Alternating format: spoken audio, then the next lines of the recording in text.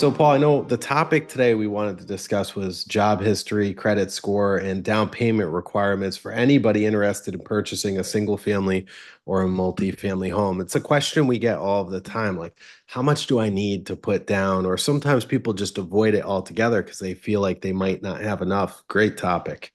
Yeah, no, I think it's very relevant in this market. I mean, obviously, we talk to people every single day who are looking to buy homes and, or figure out, do I qualify? What do I need to do? So, figured I discuss it today. I mean, not just first-time home buyers, any home buyers for that matter. Sometimes people don't realize guidelines; they do change over time. So, definitely something I'd like to talk about a little today. First question about, what income do I need to qualify? It's a very popular question. People say to me, "Okay, well, what job history do I need?" Or, well, how does that work?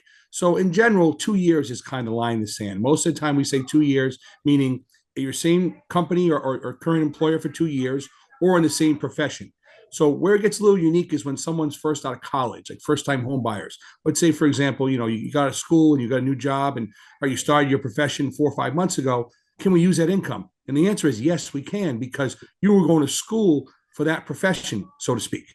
So we use that as job history. Even if you weren't working, even your background was similar, we'll use that as a 2 year. So that helps first time home buyers. I think that's really relevant. But where it gets really quirky is when people are self employed. And I feel like that's the question I always get. We really need 2 years of tax returns if you're self-employed. If you're Sure. working as a W-2 employee, salary employee, hourly, for the most part, we can get by with close to 2 years. But when you're actually self-employed, we need to see your tax returns over 2 years because we take an average. So that's where I think it's most important, the income. Also, people that are switching professions, that's a little quirky as well. Sometimes people say, well, I used to work in, I don't know, as an insurance person. Now all of a sudden I'm working in landscaping. Well, that's tough. It's tough to make that connection. But if it's something similar, if you were doing insurance and now you're doing finance, many a times I can make that leap where we can connect the two and call it 2 years, even if it's 1 year for each profession. So I would say, most people 2 years is good to have. If it's unique, I recommend reaching out to us so we can go over it in more detail. I have people that were, trade school, plumbing, apprentice, things like that.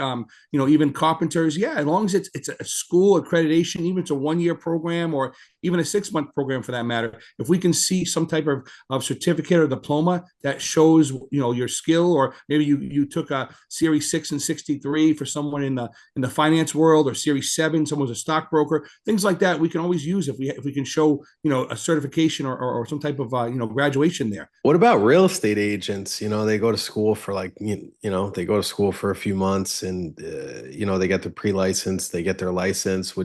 Does that count for them too, or no? Yeah, it does. But with real estate agents, most of the time they're 1099s. So with Yeah. those, what will happen is the tax Self-employed. return will show it anyway. So if they started, Yeah. middle of 2022, they file in 22 and then file again in 23, that'd be fine because the tax returns still show 2 years. Even though it might not be 24 calendar months, it'll be 2 years for tax returns, and I can work with that. So Got yeah, it. every, Okay. every, every situation, for the most part, we get creative and we go through guidelines, but I usually can make it work if it makes sense.